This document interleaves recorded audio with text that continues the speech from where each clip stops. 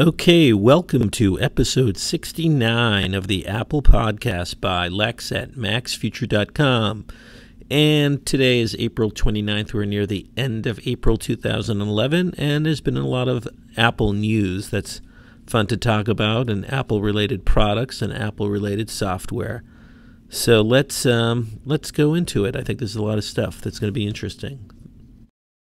Okay, so the story that may have dominated the news for Apple in the past week is called Cachegate, and that's that whole issue of the iPhone having a cache of the geolocation, the cell phone towers you've been near, and Wi-Fi areas. And, someone we discussed last week had found that there was a hidden file that, sort of was saved on the iPhone and that you could retrieve from the backup of the iPhone, or I guess of the iPad, on the Mac. And it's turned into quite a little bit of a controversy. I think it's a lot of, much ado about nothing. One reason I think it's much ado about nothing is that it's actually kind of hard for the average person to get at this information, or even the average thief. Well, it's been brewing, and the controversy, and Senator Franken from Wisconsin, the former comedian, he started an inquiry not only into that, but also into Google tracking. And I guess on May 10th, he's going to hold hearings, and representatives of Apple and Google are going to be there. And Apple has addressed the allegations, or has finally come out this week, commencing first on April 25th, which was a Monday this week. MacRumors.com, I guess one of its readers emailed Steve Jobs, and he responded. And the person who emailed Steve wrote, "Could you please explain the necessity of the passive location tracking tool embedded in my iPhone?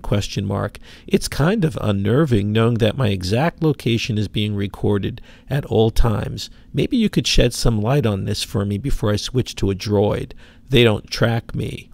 And Steve, succinctly, like he always does, wrote back, and he wrote the following answer: "Oh, yes, they do. We don't track anyone.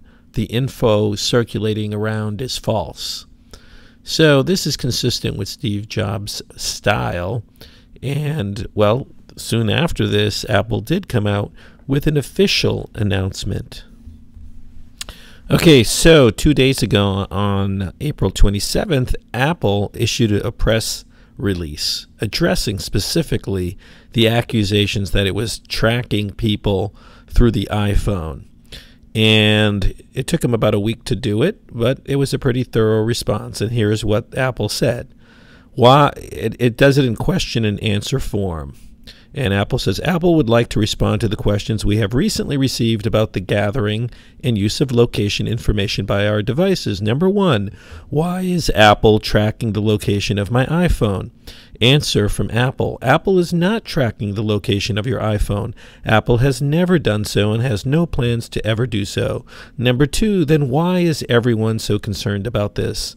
Answer: providing mobile users with fast and accurate information while preserving their security and privacy has raised some very complex technical issues which are hard to communicate in a soundbite.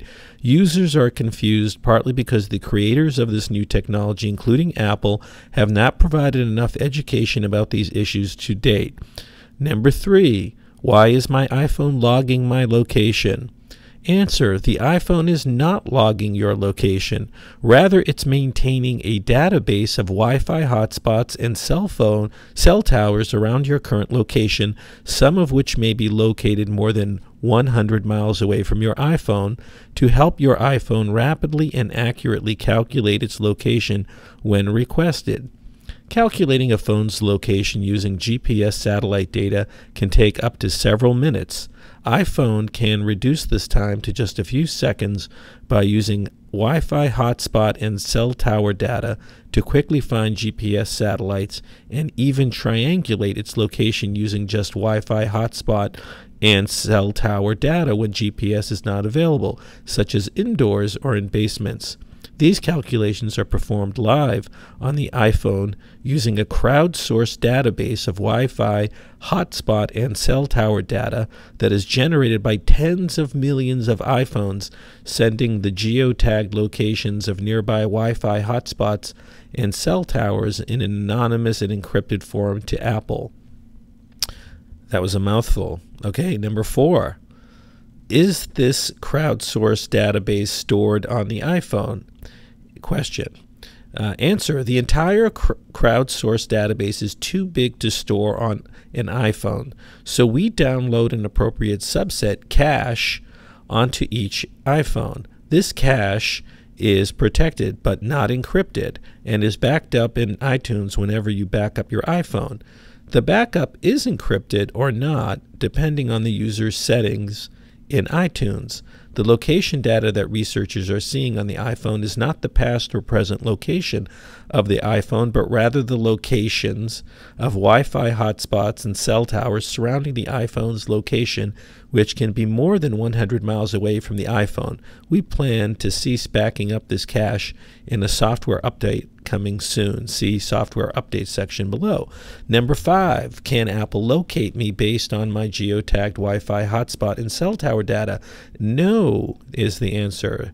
This data is sent to Apple in an anonymous and encrypted form. Apple cannot identify the source of this data. Number 6, people have identified up to a year's worth of location data being stored on the iPhone. Why does my iPhone need so much data in order to assist it in finding my location today?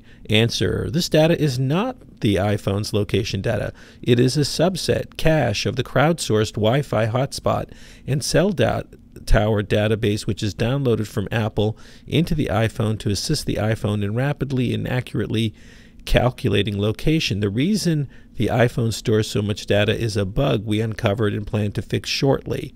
See software update. We don't think the iPhone needs to store more than 7 days of this data. Number 7, when I turn off location services, why does my iPhone sometimes continue updating its Wi-Fi and cell tower data from Apple's crowdsourced database? It shouldn't. This is a bug. This is the answer. It shouldn't. This is a bug which we plan to fix shortly. Number 8, what other location data is Apple collecting from the iPhone besides crowdsourced Wi-Fi hotspot and cell tower data? Question mark. Apple is not collecting anonymous traffic data to build a crowdsourced traffic database with the goal of providing iPhone users an improved traffic. No, Apple is now collecting anonymous traffic data to build a crowdsourced traffic database with the goal of providing iPhone users an improved traffic service in the next couple of years. Number 9, does Apple currently provide any data collected from iPhones to third parties? Question. Answer, we provide anonymous crash logs from users that have opted into third-party developers to help them debug their apps. Our iAds advertising system can use location as a factor in targeting ads. Location is not shared with any third party or ad unless the user explicitly approves giving the current location to the current ad, for example, to request the ad locate the target store nearest them.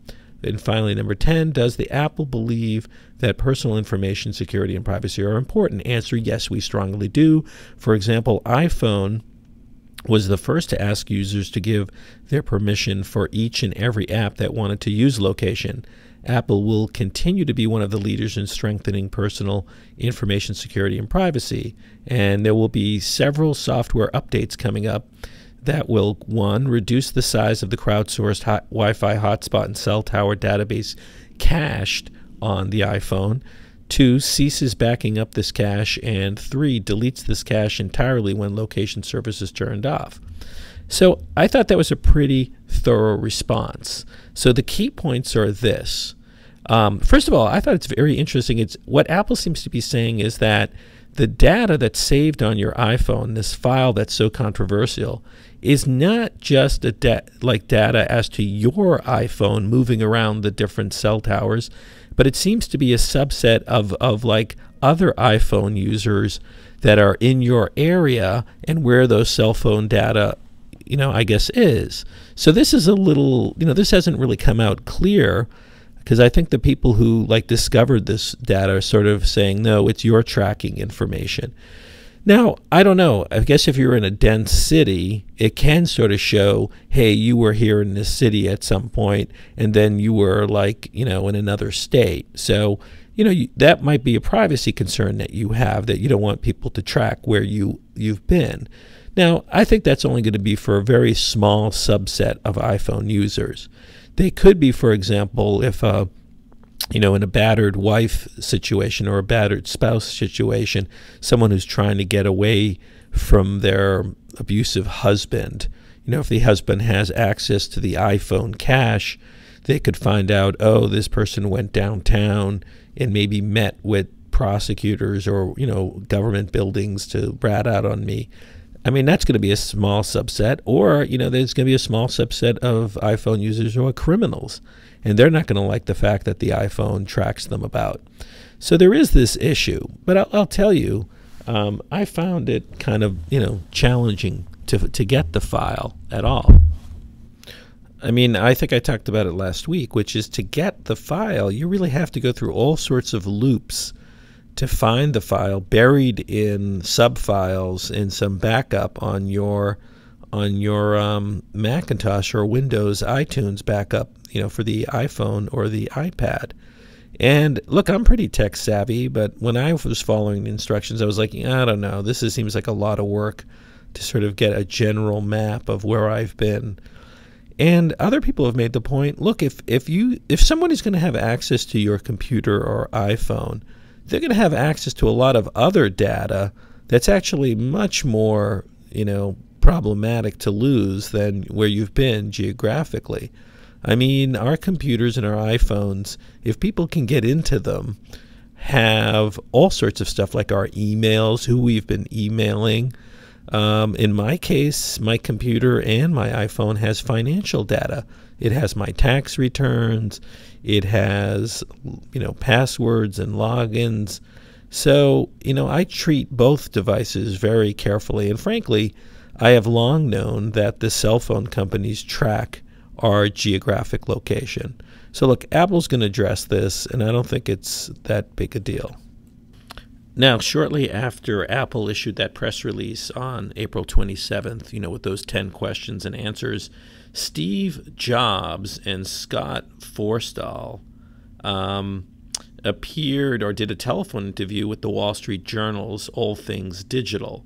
And it was a question and answer session, and the Wall Street Journal's All Things Digital released, I guess, a transcript or an edited transcript of the questions and answers. And one question was, why did Apple take a week to respond to the controversy? And I thought Steve Jobs gave a good answer. He said, we are an engineering-driven company. When people accuse us of things, the first thing we want to do is find out the truth. That took a certain amount of time to track all of these things down.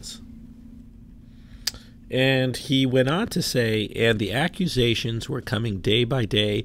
By the time we had figured this all out, it took a few days. Then writing it up and trying to make it intelligible, when this is a very high-tech topic, took a few days. And here we are, less than a week later. Now, I'll tell you, like some people are criticizing Apple, saying, why did it take them a week to respond?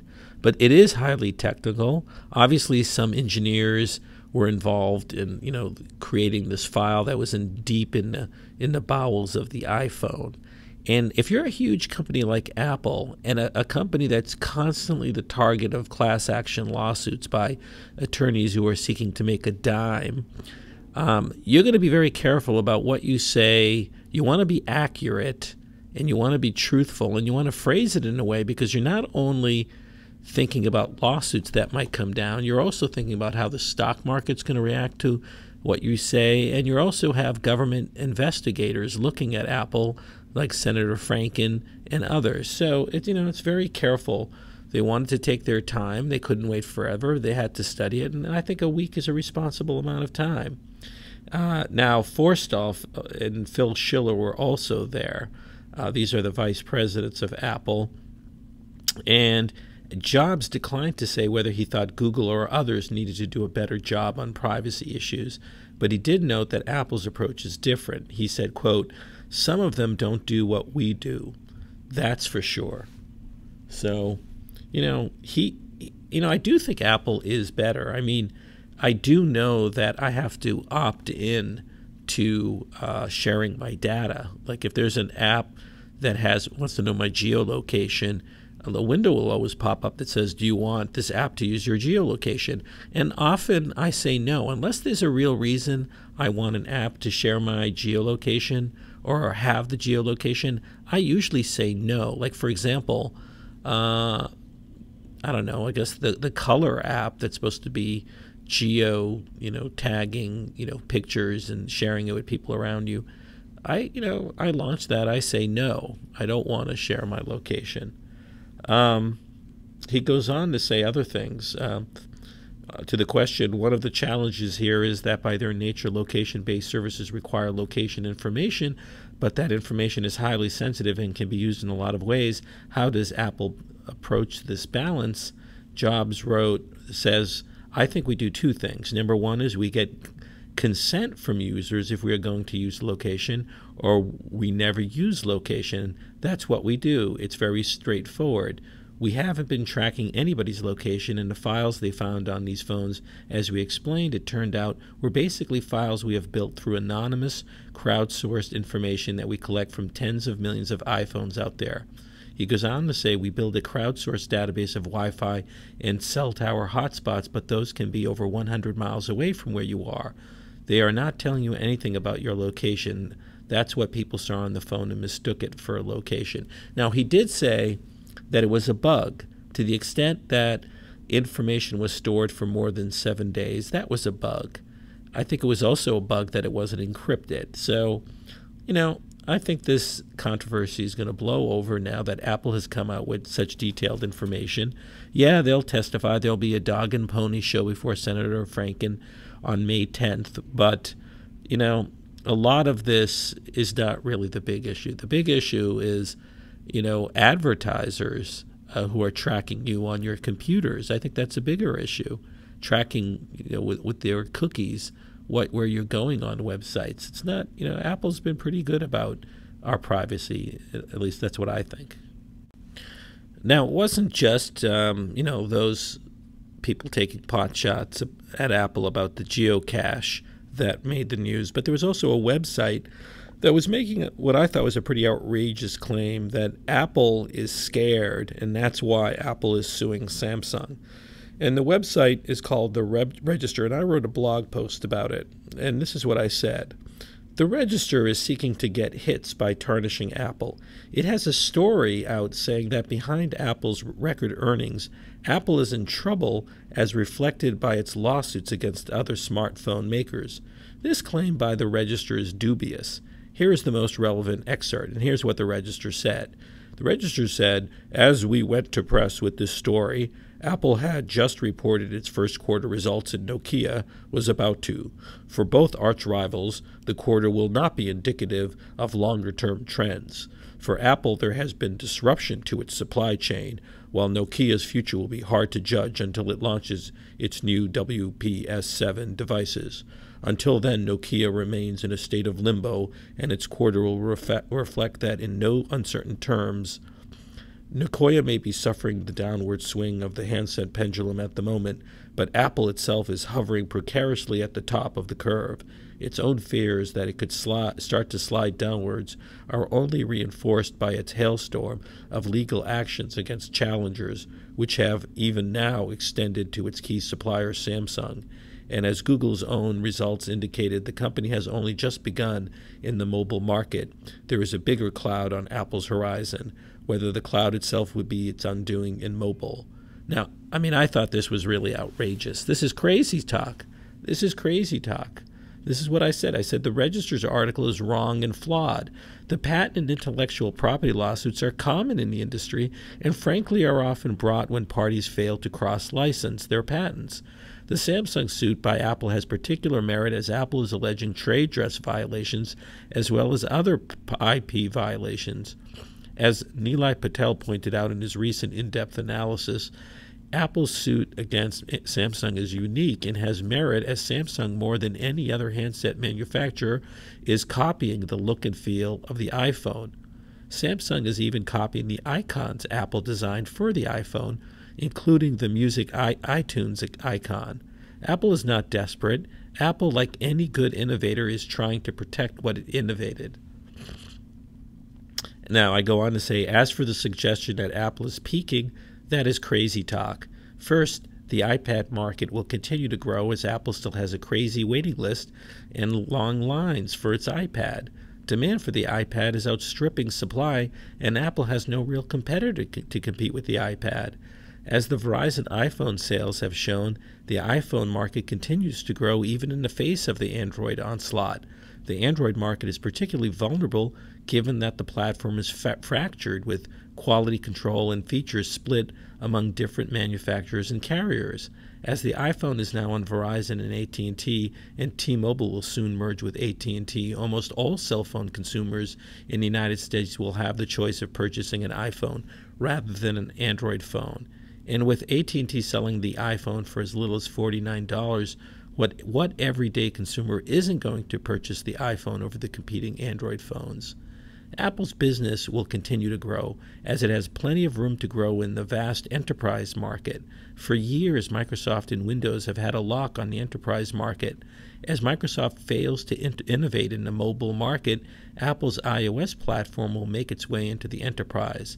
That growth is inevitable as executives, managers, employees use iOS devices in their personal life and demand that IT departments support those devices. Finally, don't forget that Apple has a history of reinventing consumer devices and finding billion-dollar revenue streams where none existed. So I think that's just really crazy talk, and I think you got like people out there who just want to bash Apple. Apple's on a crazy roll. I mean, it made close to $6 billion in profit in 3 months. Its profit is just astounding, and it's not really that even expensive as a stock. Its PE ratio, which is what the stock market looks at in terms of price of the stock to earnings, is only 16, and that's not counting the fact that Apple has enough cash that it equals something like $70 a share. So really, if you factor that in, its PE ratio is even lower. So I don't know. I just think this is crazy talk. Now, all sorts of people who study the mobile market say, "Oh, look, Android phones are overtaking the iPhone, and that iPhone's going to end up like what Apple was with Microsoft in the 1980s and 90s." But other studies come out that show that no, Apple's actually starting to pick up and speed up its growth beyond Android phones, particularly because people don't look at Apple's entire iOS lineup. It's not just the iPhone, it's the iPod Touch, which runs iOS, and the iPad. And Apple doesn't really have a competitor for the iPod Touch or the iPad. So when you look at all of those, Apple's really killing it. But the question is, who is buying these Android phones? One of the challenges with the Android phones is there's just different hardware manufacturers with different specs, and there's a lot of customer confusion. But also, the different manufacturers can put their own version of Android and mutate it and tweak it so that it's not consistent across the platform. Plus, you have all sorts of different Android stores. Amazon now has an Android store. Google has an Android store. Other people have an Android store. BlackBerry is going to have some sort of store for its own operating system, but also looks like for Android. So there's going to be a lot of confusion. So the question is, why are Android phones selling? I think one reason they were selling is because for a long time, the iPhone was only on AT&T. And I think a lot of the Android sales were not on AT&T, but on Verizon. But we saw that there were record number of iPhone sales this quarter on Verizon because now the iPhone is on Verizon.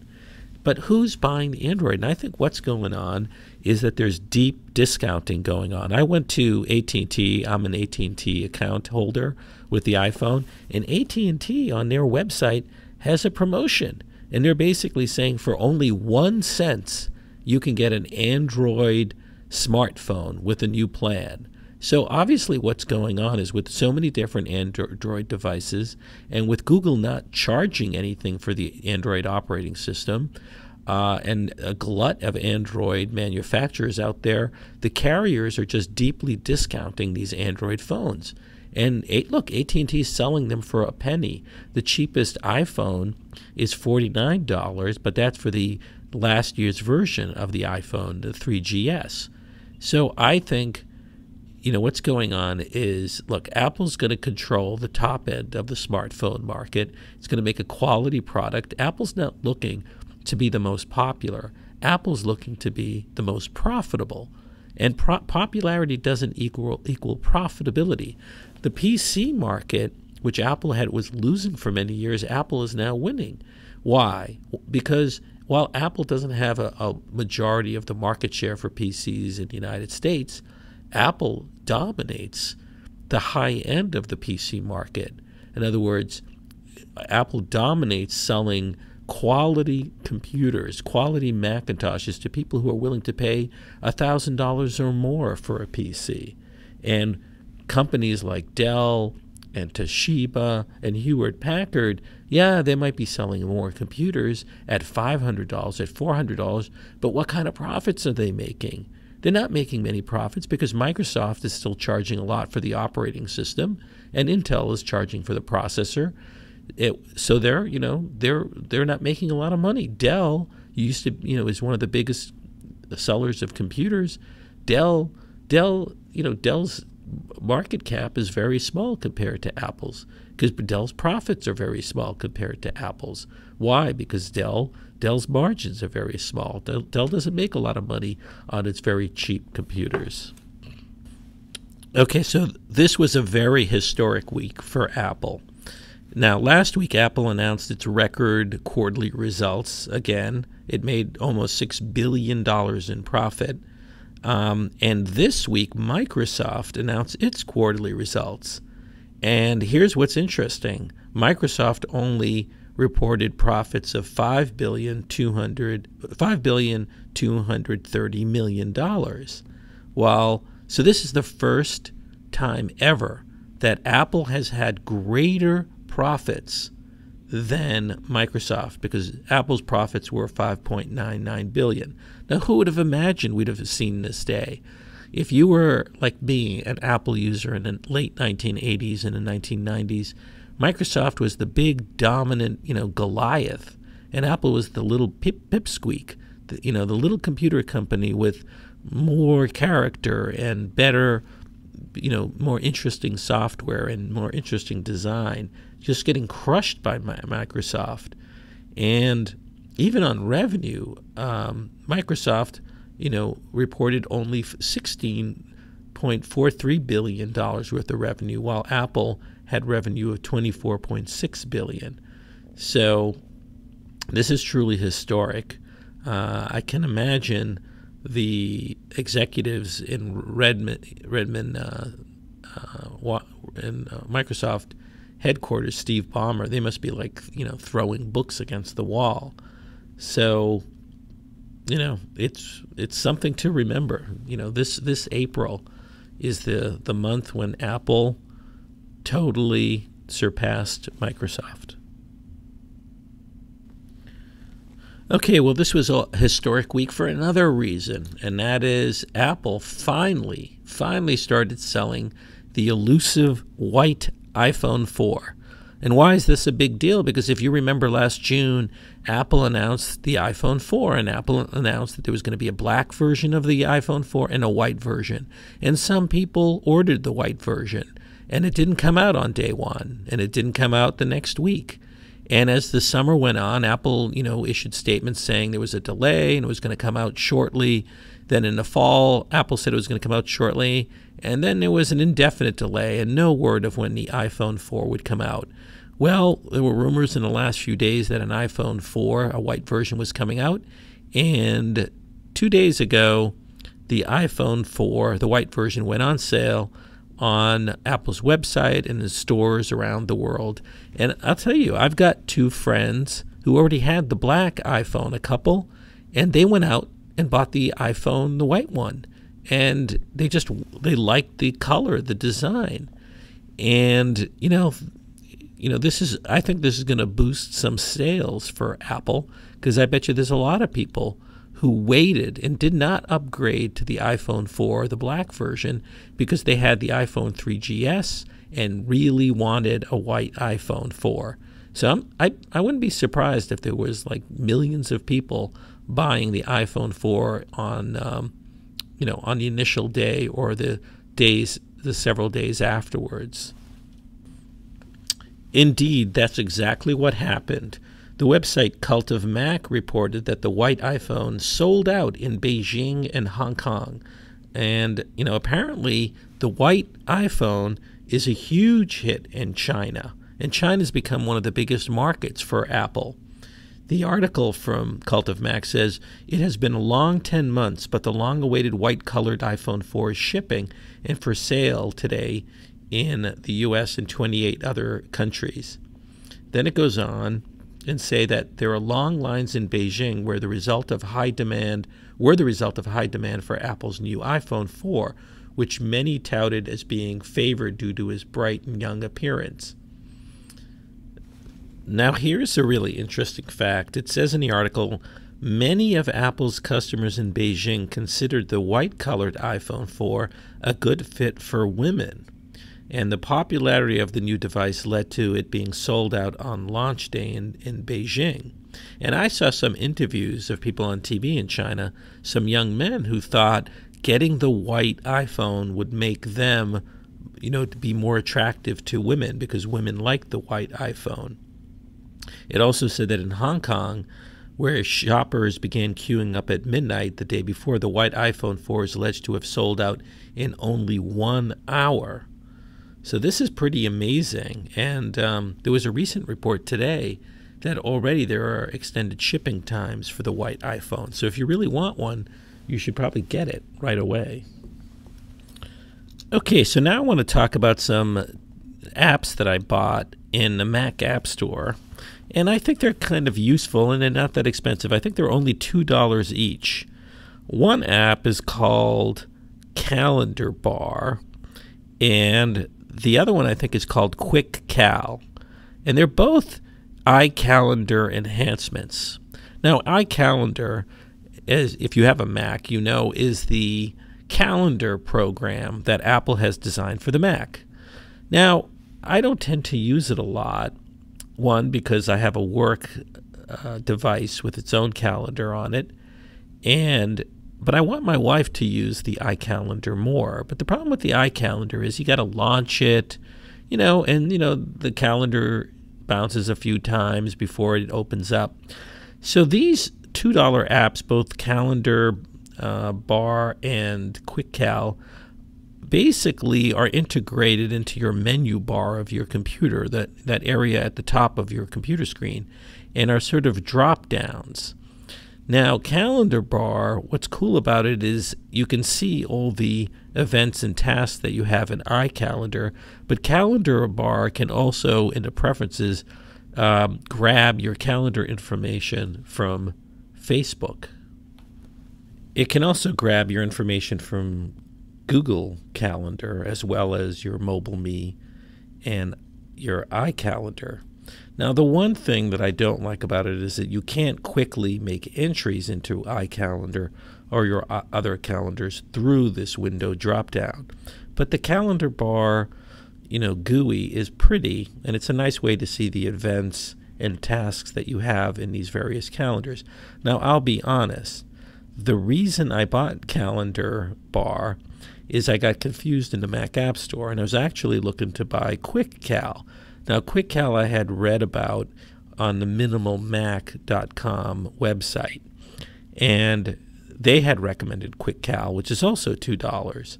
And Quick Cal I also bought after I mistakenly bought Calendar Bar, but I think I'm going to keep and use both of them because I think they complement each other. Now, Quick Cal's GUI, in terms of viewing various calendar entries on iCalendar or the Google Calendar, aren't as nice, but the big killer feature of Quick Cal is that you can make entries into the calendar from that drop-down window, or you can have a shortcut that that creates like a little window, and you can make an entry for a task or event just in this little entry bar. But what's so cool about the entry bar is that it's very intelligent. So you could just write,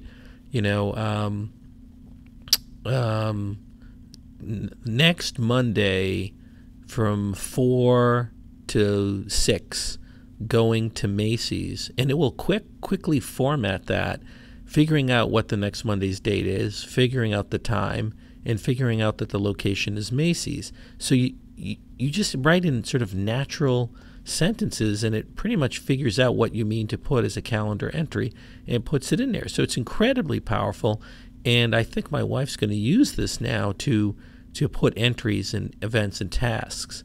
Now, one advantage it doesn't have, though, is the ability to pull the Facebook calendar information. So I actually put these two $2 menu apps next to each other. And what's nice is I can use one to make entries and the other one to really view all the calendar entries. But you don't need both. And if you were only going to go with one, I'd go with QuickCal, because I think this is a killer feature for making quick entries into iCalendar. And frankly, Apple should incorporate that technology into iCalendar and maybe buy the little company that makes QuickCal. Okay, so if you have jailbreaked your iPhone and use the MyY tethering app, which allows you to latch on, use the iPhone and turn it into a Wi-Fi hotspot so that you could tether other devices like your Macintosh or your iPad. Well, it looks like AT&T is cracking down on unofficial tethering users, and Electronista.com reported that AT&T has sent out a second SMS warning to people who are tethering. And from the article, it sounds like, how is AT&T figuring this out? One theory before was that AT&T, if it saw just massive usage, data usage in a month, would assume that people were illicitly tethering. Now, some iPhone users have the $30 unlimited data plan on the iPhone. But if you go to the official tethering that AT&T offers, you don't have unlimited data. An app, AT&T forces you to get a plan that I think now limits you to 4 gigabytes for a combined $40 a month, $45 a month. Now, one theory had been they just, if somebody was tethering their computer through the iPhone and was burning up 5 gigabytes of data per month, that they were assuming that you were tethering and sending out these SMS messages. But in this article, it's suggesting that they're looking at tags in the data, and if they see tags relating to laptop computers or desktops, they know that there's tethering. Now, I wonder, though, are they also looking and finding any tags related to the iPad? Because I think most people who are going to tether illicitly are going to tether the iPad to the iPhone. So we'll have to see, exactly how many people really get affected by this sort of crackdown by AT&T. I mean, what they're doing is, if you don't respond to them, they just switch you to a paid tethering plan. So it's not the end of the world, although if they switch you, you lose your unlimited iPhone data plan. But I wonder, to what extent, what if there are some people just using their iPhone and not tethering and just using it a lot and like for streaming, I guess Pandora or something, and use up 10 gigabytes of data per month? What if they have no tethering, but AT&T is assuming that they're using a lot of data and tethering, but they're not? Do they have any recourse? Can they dispute the allegation? I'm not sure, but it's an interesting area. I mean, look, ultimately, this is ridiculous. AT&T should basically just charge you a flat amount for unlimited tethering and let you use your iPad, connected to your iPhone. They shouldn't nickel and dime people. Okay, so word is out that Apple bought from another company that had, I guess, a cloud-based storage system, the domain iCloud. And so a lot of people think that very shortly, maybe even next week or the week after, Apple is going to finally announce its rebranded MobileMe service and call it iCloud.com. So pay attention. And the word is, the rumors are that Apple's going to have a streaming music service. And now they're saying that, there's going to be a digital locker where you can upload and save your music and movies and stream them. And it's going to cost something. There's going to be a fee, and maybe $20 a year or $25 a year. It's unclear. Google also supposedly is going to be doing this. We know that Amazon already has a service where you get, I think, 5 gigabytes for free, and if you buy anything, it doesn't count towards the storage, and if you buy anything now. So, I think in the coming months, this is going to be a very exciting time to test, really, on whether the cloud is going to work. Now, it's coming at a weird time because there's been some sort of cloud disasters. In particular, Amazon's S3 service, which is a enterprise cloud service for companies, was shut down and data was lost. And a lot of companies that rely on Amazon had real problems working online because their entire cloud backbone was in Amazon. So, we'll have to see what happens. Now, Apple Insider reports that there's information that iCloud is being used internally at Apple, and that the service is going to have much more than music. So much more than music would be video. So it makes sense that your movies and TV programs are also going to be stored in the cloud. But let's say beyond media, what else could there be? Maybe they're going to finally revamp iWork and the Pages and Keynote applications. Already they have cloud features. You can easily save your PowerPoint or Keynote presentation on MobileMe and collaborate with people on Pages. But maybe Apple is going to really revamp that and make it much more powerful and make it much more cloud-centric. And we know for like years, Apple's been working on this secretive North Carolina facility, which is going to be essentially a gigantic server farm for all the cloud information. So, it's going to be very interesting to see what happens. Now, speaking of Amazon, there's a report in the Los Angeles Times that Amazon has launched a 69-cent MP3 store for top-selling tunes on its website. Now, we all know Amazon, is actually Apple's only real rival for selling digital music online and digital media. And a lot of people think that, since Amazon sells the Kindle, it could come up with an Android tablet that competes with the iPad, and that Amazon could be a competitor. And so clearly this 69-cent music program is a shot across the bow to Apple. Apple's new songs usually sell for over $1, I think $1.29. So there could be a price war going on between Amazon and Apple. But I got to tell you, I have a lot of doubts as to whether Amazon can really compete with Apple. First of all, this Amazon cloud crash has been considered a disaster by some people.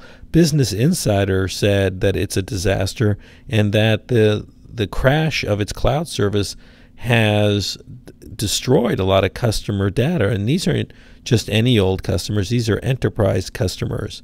So, I think that that's going to really hurt Amazon. Amazon's really not, if you think about it, Amazon's not really good at making profitable things.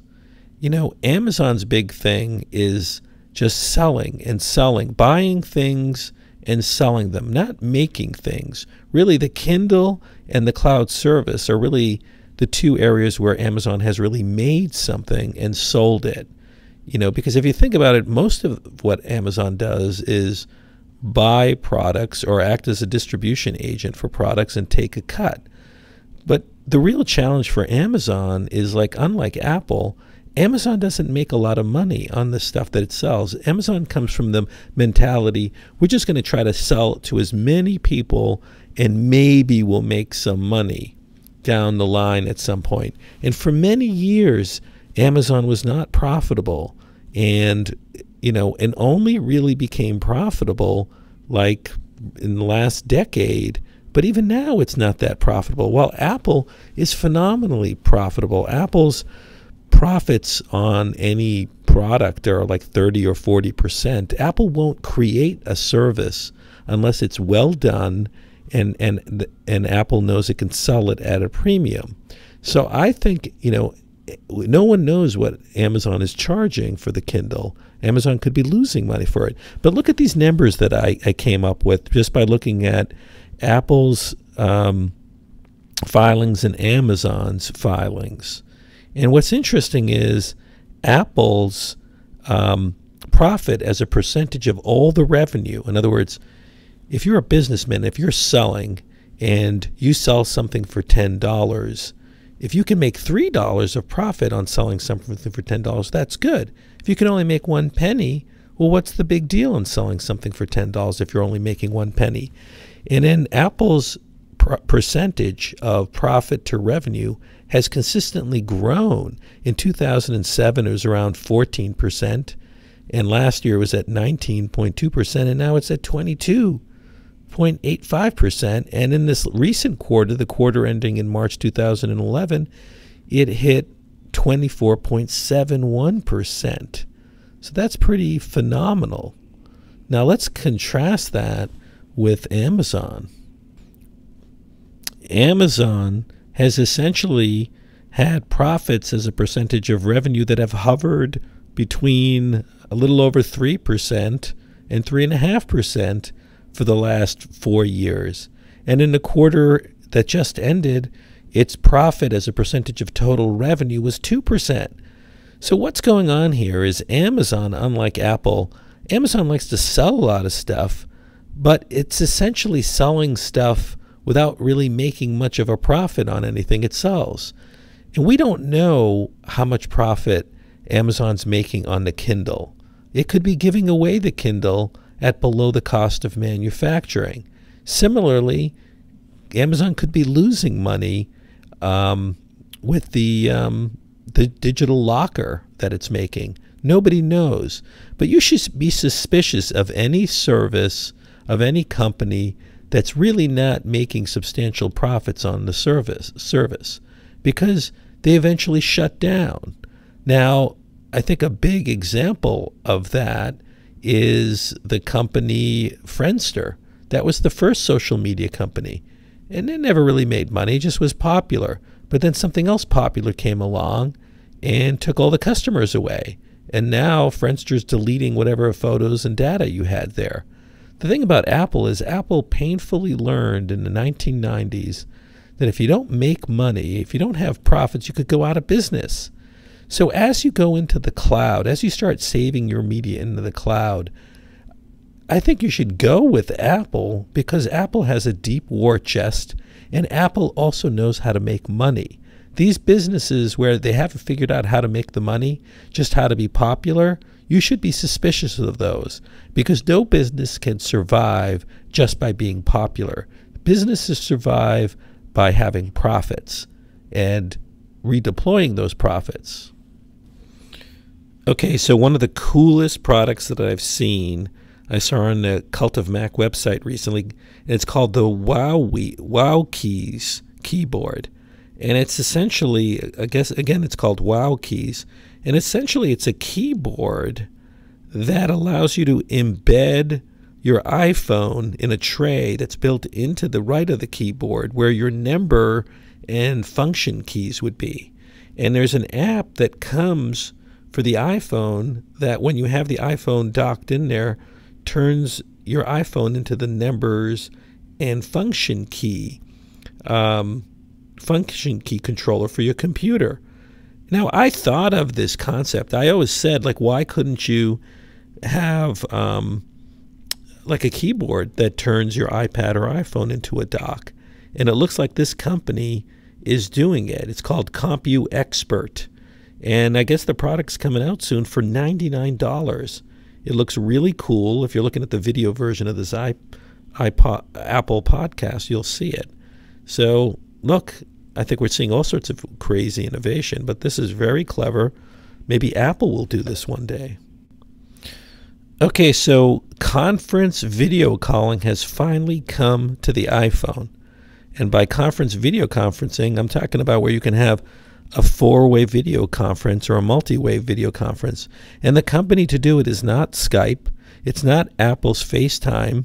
The Apple blog reports, or at GigaOM reports that the company Fringe, which has a Fringe calling and video calling app, has now implemented video calling up to 4-way. So you can talk to 3 friends and yourself and video conference each other. And you can do it over 3G and over Wi-Fi. So this is really cool.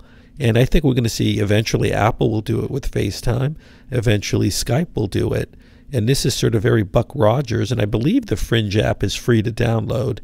And it's a cool app. Now, all you have to do is try to get your friends to use Fringe. So you might want to check it out. It's very cool. Finally, word is out that the iMacs are probably going to get refreshed very shortly, probably next week.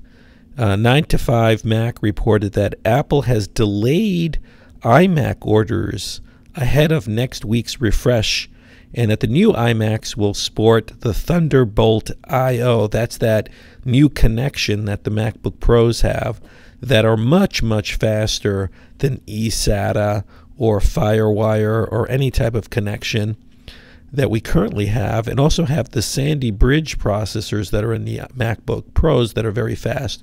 And I'm a little sad. I'm a little sad by this announcement because I bought the iMac 27-inch i7 quad-core iMac in November. So I have currently the latest iMac, and I'm a little bummed because I would like to have the Thunderbolt connection. Now, there aren't many products that use Thunderbolt. I think there are some hard drives that you can now connect. But eventually, Thunderbolt is just going to be an incredible connection for all computers because it's going to be able to run displays and the power for displays as well as data. So you can send power and data and very fast data through this connection. So you could daisy chain whatever devices you want. Now imagine what this means for something like an iPad. You could connect an iPad to a Thunderbolt, when iPad has a Thunderbolt connection, to an external monitor, and it could drive that monitor and also get power from that monitor. So, expect to see these iMac refreshes next week. So if you're thinking about buying an iMac, there's no point in ordering now. You might as well just wait a couple of days. My guess is Tuesday or Wednesday next week, we will have new iMacs. Now, what'll be interesting to see is if they lower the price on the ability to have the SSD hard drives in there. Right now, Apple offers a 256 SSD drive for the iMac. But I think what Apple should do is make the higher-end iMacs have standard built into them at least one SSD drive, because anyone who's had a computer or a Macintosh with an SSD drive says that it just turns your computer into something lightning fast. One of the reasons the MacBook Airs are so fast and they run so quickly is not because the processors are particularly powerful. In fact, the processors in the MacBook Airs are older generation Core Duo Intel processors, which are not the fastest processors. But because they're running on SSD drives that are integrated into the motherboard, everyday apps, the everyday apps that we use, like the browser, like iPhoto or iMovie, everyday apps just boot very quickly. So expect that. Anyways, let's I guess wrap the show up. So this has been episode 69 of the Apple Podcast. This is Lex at MacsFuture.com. And look, I'd appreciate it. Any sort of positive feedback you can give me on the on the iTunes store for podcasts would be greatly appreciated. It helps other people find my podcast. I'm trying to keep this podcast commercial free. I try not to engage in chit chat, but just stick to the subject, stick to the stories, identify interesting products and apps, and your support would be greatly appreciated. So all I ask is some positive feedback on the iTunes podcast website. Thank you for listening, and see you next week.